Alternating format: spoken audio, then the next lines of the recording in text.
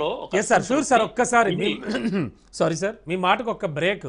ప్రస్తుతానికి నవీన్ యాదవ్ విజయం దిశగా దూసుకుపోతున్న సందర్భంలో గాంధీ భవన్లో ప్రస్తుతానికి టీపీసీసీ చీఫ్ మహేష్ కుమార్ గౌడ్ మాట్లాడుతూ ఉన్నారు. ఆ లైవ్ చూద్దాం.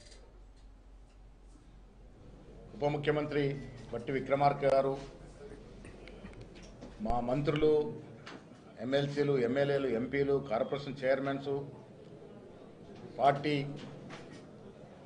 ఆఫీస్ బేరర్స్, ప్రతి కార్యకర్త జూబ్లీహిల్స్లో శ్రమించి మా సంక్షేమం అందుతున్న తీరు, రాష్ట్రం మొత్తం మీద జరుగుతున్న అభివృద్ధి తీరుతెన్నులు, ముఖ్యంగా హైదరాబాద్లో రేవంత్ రెడ్డి గారి యొక్క ప్రత్యేక దృష్టి వల్ల రాబోతున్నటువంటి మరో ఫేస్ ఆఫ్ మెట్రో, మూసీ సుందరీకరణ,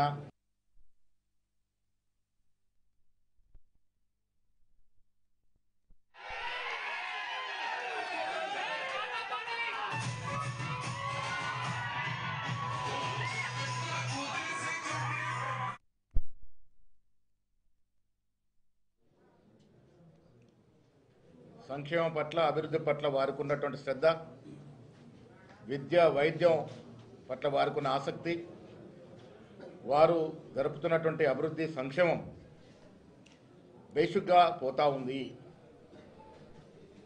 ఇవాళ జూబ్లీస్ ఎన్నిక, రేపు హైదరాబాద్లో జరగబోయే జిహెచ్ఎంసీ కార్పొరేషన్ జరిగే ఎన్నికకి విజయానికి నాంది. ప్రజలు రేపు జిహెచ్ఎంసీ ఎన్నికల్లో కూడా కాంగ్రెస్ పార్టీకి పట్టం కడతామనే మాట ఇవాళ జూబ్లీస్ ఎన్నికల్లో ఇంత మంచి మెజారిటీ ఇచ్చి చెప్పడం జరిగింది. ఈ ఎన్నికల్లో కూడా ముఖ్యమంత్రి గారు ప్రత్యేక శ్రద్ధ వహించారు.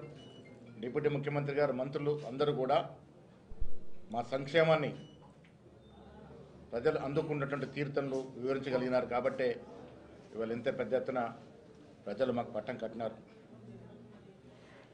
ఈ ఎన్నిక ద్వారా ప్రజలు రెండు సందేశాలు స్పష్టంగా ఇచ్చినారు. ఒకటి, కాంగ్రెస్ పార్టీ పట్ల మేము సంతృప్తిగా ఉన్నాం. వచ్చే 3 ఏళ్లే కాదు, మళ్ళీ వచ్చే ఎన్నికల్లో కూడా కాంగ్రెస్ పార్టీ కనీసం 100 సీట్ల పైగా గెలుస్తుందనేటువంటి మేము చెప్తూ వస్తున్న దానికి బలం చేకూర్చింది. అలా ఆనాడు కంటోన్మెంట్ ఎన్నిక కానీ, వాళ్ళ జూబ్లీహిల్స్ ఎన్నిక కానీ కాంగ్రెస్ అభ్యర్థి గెలిచినారంటే ప్రజలు ముఖ్యమంత్రి పట్ల, కాంగ్రెస్ ప్రభుత్వం ఇస్తున్నటువంటి సంక్షేమం పట్ల సంతృప్తిగా ఉన్నారనే మాట స్పష్టమైంది.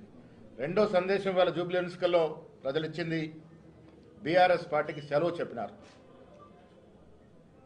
పార్లమెంట్ ఎన్నికల్లో వారికి 0 సీట్లు ఇచ్చినప్పుడే బీఆర్ఎస్ పార్టీకి ఈ రాష్ట్రంలో ఇంకా భవిష్యత్తు లేదు అన్నట్టు మాట చెప్పడం జరిగింది.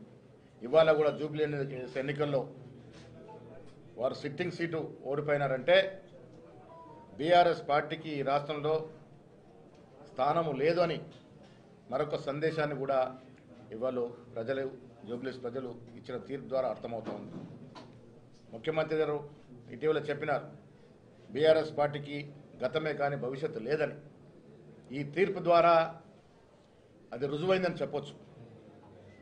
వచ్చే రోజుల్లో ముఖ్యమంత్రి గారి నేతృత్వంలో మా మంత్రివర్గ సభ్యులు కానీ, మా శాసనసభ్యులు కానీ, మండలి సభ్యులు కానీ, ప్రతి కాంగ్రెస్ కార్యకర్త ప్రజల ఆకాంక్షలకి, ఆశయాలకు అనుగుణంగా పనిచేస్తుంది. ఇదివరకు మేము ఇచ్చినటువంటి మేనిఫెస్టో పెట్టినటువంటి అంశాలు